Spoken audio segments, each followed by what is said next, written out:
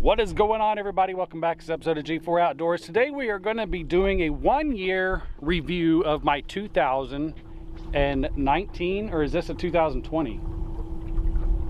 Same thing. 2020 Tracker Targa V19 Tournament Edition. Well, here's a little story about two friends that came together, and we started up a YouTube just to talk about whatever. We're on a boat catching big bass and smashing them cats. From review videos to just making you laugh. Cause we got guns, we got knives, we got fishing, we got hunting, we got everything you like, so hit that subscribe button. We're in the outdoors, doing things that we love. We're talking guitars, girls, green grass, and guns. Okay, so whether you're looking at a 2020, 2021, we're going to be looking at the same boat. Nothing has changed on these since this new model has come out. The hull thickness has been increased. The lifetime warranty on the hull, the 5-year warranty on the overall boat, blah, blah, blah, blah, blah.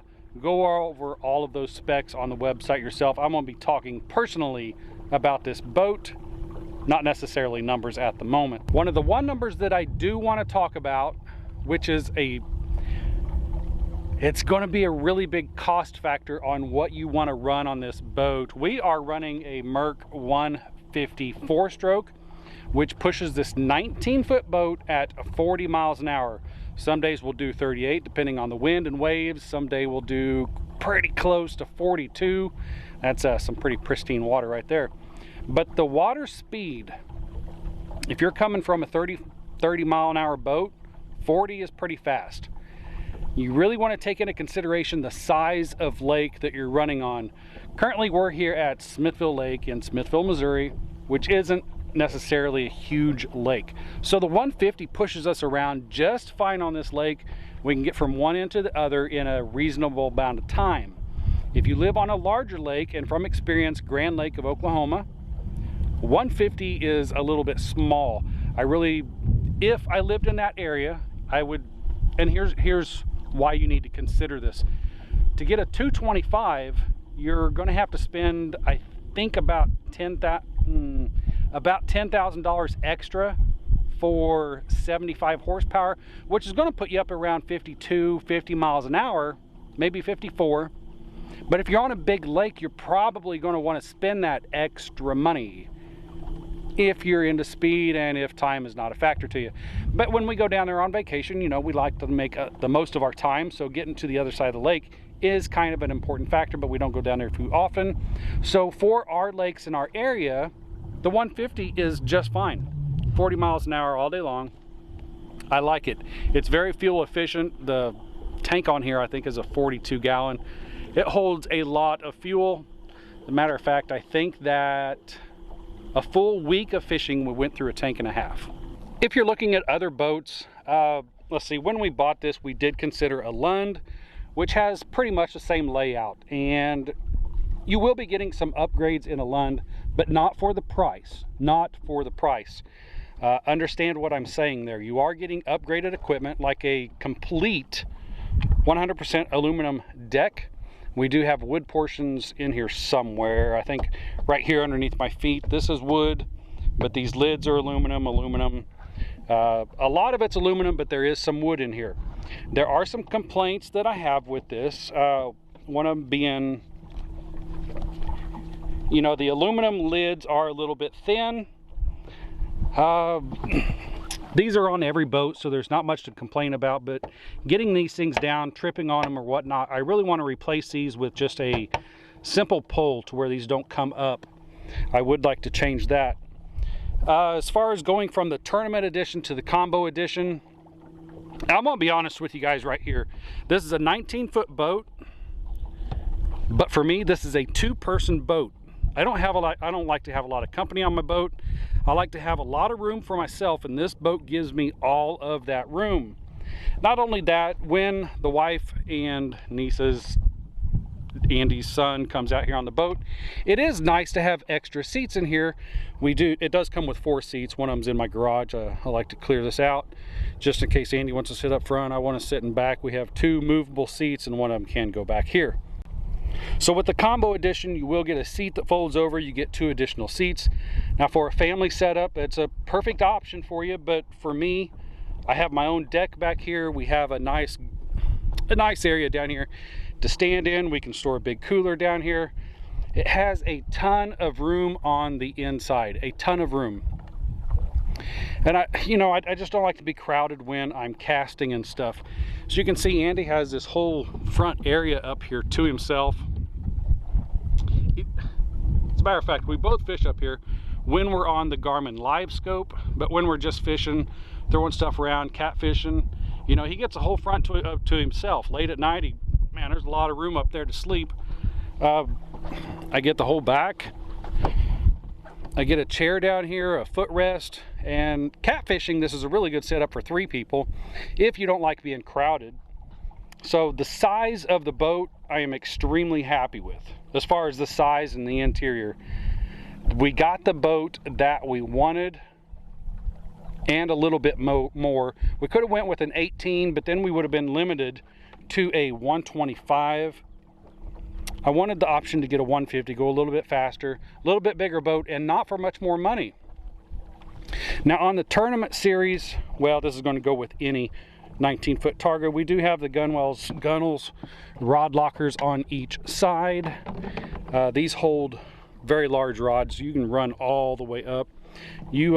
Anything but a ocean rod, you can fit any rod you want to in here, and there is holders in there for 3 positions right here, and just so that the sun doesn't get in the way. It's the same on the other side. Rod locker storage for 3 there, and it runs all the way up to that little bottle of squirt right there. So as far as the storage on the sides, I keep my crappie bass gear over here and my catfishing gear over here. Let's talk about this Livewell, because this Livewell is insane.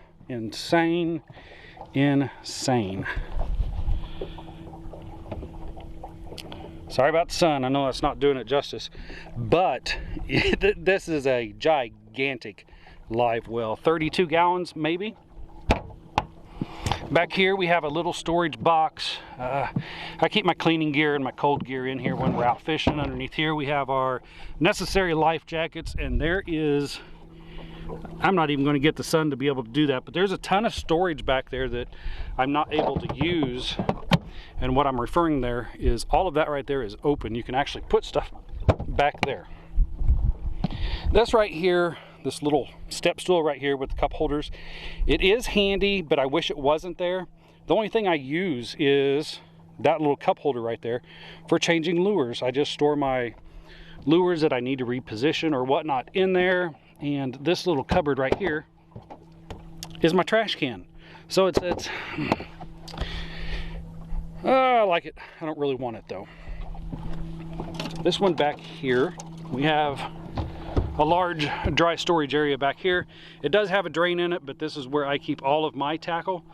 I don't have a lot of tackle, but the tackle I do use, I'm not much on changing lures and whatnot, so that easily stores all of my lures. Back here we have your starting battery, and again, that runs all the way over to those life jackets that I showed you over there.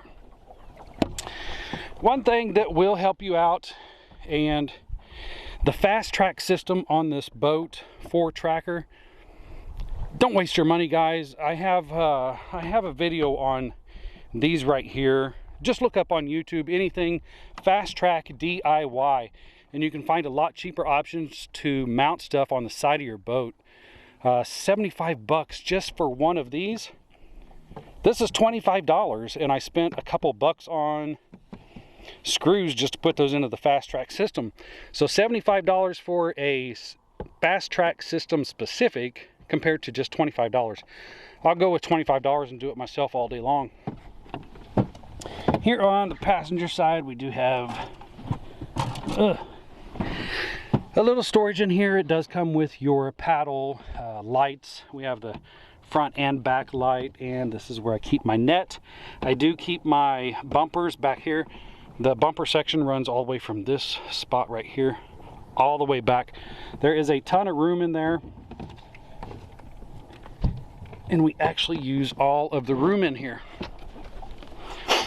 Now here on the middle of the floor is a nice area for your throwable. That way it's readily accessible. I'm not much on life jackets most of the time. Depending on the water conditions, if the water conditions are super rough, life jackets will go on. But otherwise, the throwable, you really want those readily accessible. Have the children's life jackets down here. The sun's not going to catch it, but I have a dual bank of my trolling motors, deep cycle batteries up here, and a 3-bank charger up there. And the plug-in for that is right up there in front of Andy. Now, a couple more storage options are underneath where your knees go, your kick plate. Over here, I do keep my sun gear, my bug gear, fish, swimming stuff, flag, mosquito repellent, sun repellent. We do have a charging port over here, cigarette lighter. And on the other side, this one might be locked because I will not use it.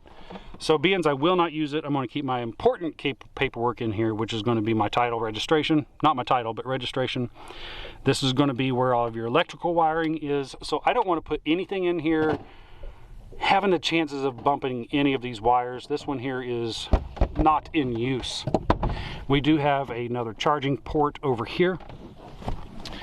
Cup holders. There's cup holders galore on this boat. There's one up here in the center, one on the side, one on the side. We got 3 right there. One over here. 4, 5, 6, 7 cup holders in this boat. So we're not lacking in that department. It does have a nice, real nice glove box. We have a ton of stuff in here. You can see how deep my arm goes in there. But it's also really deep. So as it's really an illusion. It looks small, what you're looking at right here, but I mean, if you can see how far my hand goes in, there is a lot of room in here. Really big glove box. Keep quick accessible stuff in there. If your boat comes with an option on radio, guys, just forego the radio, because it's really a static machine. The antenna is horrible, absolutely horrible. The speakers are essentially useless. I would rather just run music off of my phone, to be honest with you. Livewell anchor lights, readily accessible up here, all of your switches. One thing I really like about this is a master power switch. So when, let's say we're out catfishing, you can turn your lights off if you're up on the bank, anchored up or something like that. You can turn this master power switch off. It actually turns all of your monitors, all your lights. It just turns everything off so that you're not wasting battery power. Speedometer, okay. Fuel gauge, it's a pretty bouncy fuel gauge. Once you get to a half tank, you are going to want to fill your gas up, because empty to half tank, it's really questionable on how much is actually in there. Water pressure, always keep an eye on the water pressure. The voltmeter, I did have to replace the voltmeter. It was replaced under warranty. If you're mechanically inclined, my technician just gave me an extra voltmeter, said yeah, plug it in, it's under warranty. Your trim gauge works just fine. The RPMs, we're running about 5,500 RPM on this boat. I like to back it down to about 5, knock about 4 miles an hour off of that while you're doing that as well. It also comes with the Humminbird Helix 7s on these, and these are fantastic graphs. Speaking of graphs, it does come with 2 of them, and they are linked to each other. So we have a lot of waypoints on this one, and if this one's not turned on, those waypoints will not come back to this one, and vice versa. So when we're trolling down the lake, I see something in back, I push a waypoint. See something in front, we'll push a waypoint. So we kind of have to have both of these on at all times. That way we can see where we're driving, find waypoints a lot easier. And as far as graphs goes, we also have the Garmin LiveScope. That is a LS93 or something of the sort, and amped outdoors battery. 18 amp hour running that. I could have run this to my regular batteries, but if you go back through our videos, you'll find out that we bought batteries for a portable system, so we'll just keep that up there for now. One thing on here, like these 2 rod lockers over here, these are mine. Andy has his own. Andy, you want to run through that rod locker? Let me start off real quick, because this is a 9 locker. I believe it's a 9 lock. rod locker? Something like that, but 9 rod locker all depends on whether you want to take your factory holders out or not. If you take them out, you can fit a ton more rods in there than normal. But if you do that, make sure you do run rod sleeves, because you will have an issue of things getting tangled up. But yeah, plenty of space for all that. There's an extra storage compartment actually in there under that, which I believe goes to... Oh yeah. An accessibility point for your charger and batteries right there. Yeah. And a little tray.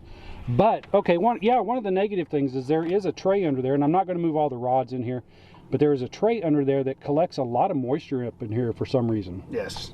Yes. So that is why we do have the... little moisture wicking thing there. Yeah.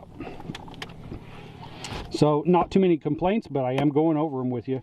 Now this piece is what makes this a 9 rod holder or whatever it is. But if you take this out, you double or triple the amount of rods that you can put into this rod locker storage.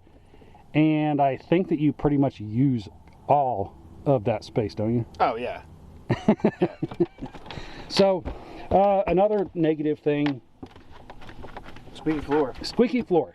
And it's not everywhere. It's mostly just on the lids. Ooh, there you got, I know you got that one. So squeaky floor there.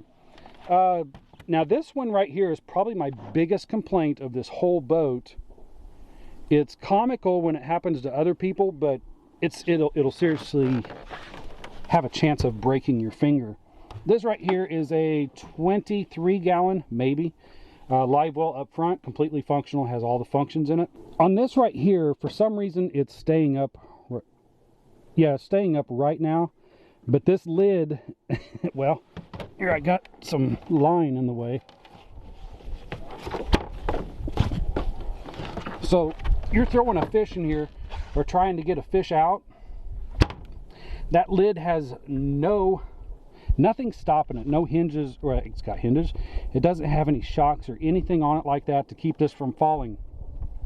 This hurts like a son of a gun when that falls on your fingers. I'd really like to see some shocks on this. As a matter of fact, this year we will be upgrading somehow, some way to put some shocks on there. Over here we do have tackle storage. Okay, this lid right here is going to be a good example. This is all of Andy's stuff. Well, it's not all of Andy's stuff. Andy's got his own boat, his own boat, which is a 16-foot Triton, and it's disgusting how much stuff you have on that boat. A lot of stuff. So he keeps all of his necessary, I don't want to call it quick fishing gear, because he has a lot of gear in here that he doesn't use on his boat all the time. So they come over here and we do most of the fishing out of here. So as you can see, this lid right here is up, it is up, it is up. That hurts. That hurts bad. So we do need to get an upgraded something or another to keep these lids open, because that hurts, and it's super annoying to hold these up with your head trying to find fish or whatnot. Up here we do have a little compartment. I keep my trolling motor stuff up here and a handle for my tongue jack. Now these lids do stay open pretty good, but we're not in there too often. And as often as we're not in there, I couldn't even tell you what's over here. Yeah, I don't know. LED fishing lights. Okay, so this is probably the least used compartment in the boat.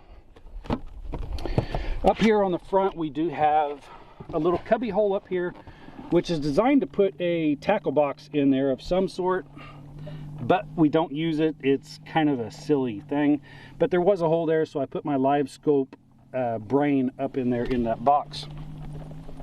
The tournament edition does come with the Minn Kota Targa trolling motor. The Targa trolling motor will max speed on this is probably 4 miles an hour.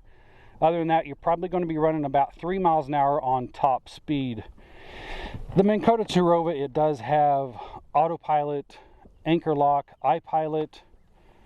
It has so many features, guys. You can push buttons on this like continuous. We can push continuous. It's just going to turn your blade on, and it's going to continuously run in whatever direction it's running. You can click autopilot and click a destination on that head end, and it's going to take us out there. It's just going to keep us on a GPS coordinate, and this is super simple to run. So right now We're on throttle 10, which it's not Tracker's fault, it's not anybody's fault but mine.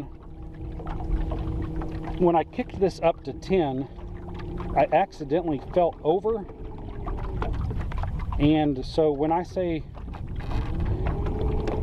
actually number 2 is number 10.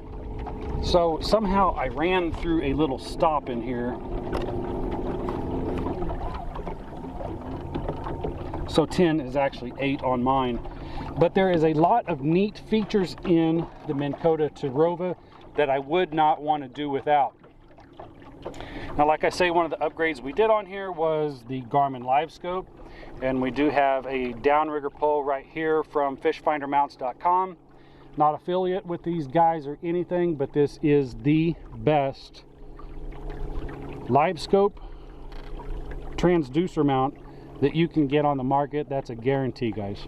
And as far as the cleats on here go, we got one here, 1, 2, 3, 4, 5, 6 cleats on here, so you can tie this boat down anywhere you want to tie it down. Some useless storage on here. I think we got a cast net in here behind this one. This one here should be empty. Yeah. They say you can put tackle boxes in here as well, but what I found out is when you put a tackle box in here, they like to slide out. Not fall over necessarily, but slide out. They're just not...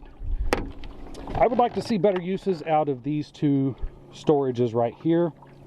What I think I might actually do is install the battery for the live scope behind here, run some little toggle switches or whatnot. And right down here is your plug-in for your battery charger right here. So if this is going in your garage or anything, you can quickly reach over the side of the boat, plug it in right there. Really nice access. And the windows on this boat, I mean, they are windows, but they come over to the side really well to protect you from any of the splash that's coming up. And it wouldn't necessarily be a problem. If you're running a 150, 125 or 150, you will get some side wash coming up over the sides and hit you in the face occasionally. But if you bump this up to a 250, you're able to get up on plane a lot better, and the wash will be coming out further back on the boat, so you won't have to worry about that.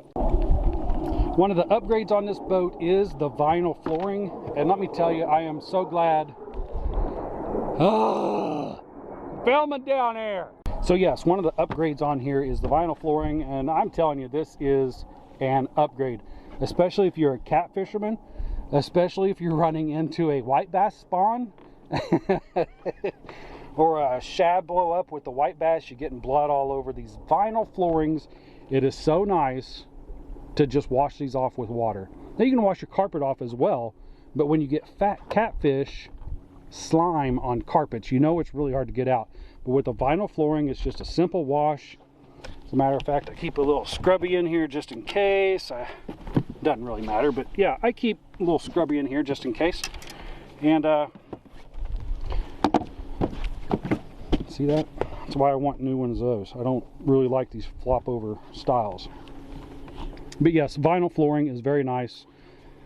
Padding on the sides, which is really nice for when someone wants to sit down, lean up against those.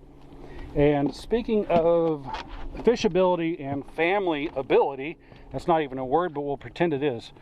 For if you do want to take the family out on here, there's tons and tons of room. Got a pedestal mount up here. It's not used very often unless we're catfishing at night, but we do have 4 seating positions back here. And we'll just take, for example, one person's up front fishing, hard fishing. One person is on, let's say down here in the floor. Let's put a kid down here fishing, kind of doing moderate fishing, light fishing, not very heavy casting. You can have another person back here heavy casting, and the wife can sit on the back deck back there, lay out and have her own daytime out on the lake without being annoyed by us on the boat. So there is a ton of room on here, but really I just like for it to be 2 people. If anybody's watching this, don't think that I don't want you out here. I do want people to come out fishing with us, but I just prefer to have a lot of room, and that's the way we like to run with it. Another thing about these seats is all of these seats are hydraulic driven, which is a really nice feature. Makes for a comfortable ride when you're really on some choppy water. So overall, $42,000 boat, motor, and trailer. Real quick, one number I do want to run over with you with is 2 tons. Make sure you have a vehicle that is capable of towing 2 tons, because this is a heavy package. So $42K front to back, boat, motor, and trailer. I do think that it was a very good investment. I am very happy with my purchase, especially knowing what other options out there. Ranger makes a good boat. It's kind of equivalent to this. It's kind of on the same price range as this, but there's just little subtle nuances that makes all of these boats different. Same with the Lund. The Lund you get guys, let me tell you something. These gauges up here, these are mercury gauges. Those switches, those are just regular marine switches. Graphs, flooring material, aluminum, everything. All of these components are on all boats. So don't say that Lund is better because it has something else. That just means it has something else. This boat has everything you want in it. Steering wheel, Sea-Star, mercury, has nothing to do with tracker. This hull has a lifetime warranty on it, which means don't go crashing into rock banks and it's not going to leak on you. So man, don't fall for name brand stuff when you're going with this. Even though Tracker is a name brand, it's not considered up there in the topper tier of other boats that, let's take Lund for example. It's just stuck in my head. But Tracker Targa, guys, is a fantastic boat. 100% satisfied with my purchase. No regrets, except for maybe a 50% regret on that motor. Is it worth 10K though? That's a decision you guys are going to have to make. Anyways, guys, that's my full walkthrough, full 1 year in-depth review. I think it's in-depth. If this wasn't in-depth enough, let me know down in the comments below so that I can run over some more options or whatnot on here with you guys. But overall, I would recommend this boat. If this is what you're looking for, if you're looking for a 19-foot, very wide, 8-foot wide, I think it's 8 foot wide. I can completely lay down on the deck, tons of room up front, tons of fishability. The draft height of this boat, you can get into super shallow water, very fishable. Guys, I'm doing the best I can. I hope that I brought you all the information that you were looking for, and please, if not, leave a comment down below. Let me know what you want to see more of, and I will bring those videos back for you. Otherwise, please hit that like button, hit the subscribe button, leave a comment down below. Pick on one of these videos here and I'll show you the brand new first day reviews of this boat. Nothing's really changed on it. Other than that, guys, have a good day. I'll see you in the next one. I'm out. Hey, what's going on, guys? Andy here, G4 Outdoors. If you liked this video, and I know you did, make sure you hit the subscribe button up here. Check out one of these videos right here off to the side. You're gonna have a fun time watching these videos, I promise. Thanks for watching the video, guys. If you liked it, make sure you hit the like button, hit the subscribe button. We'll see you guys later.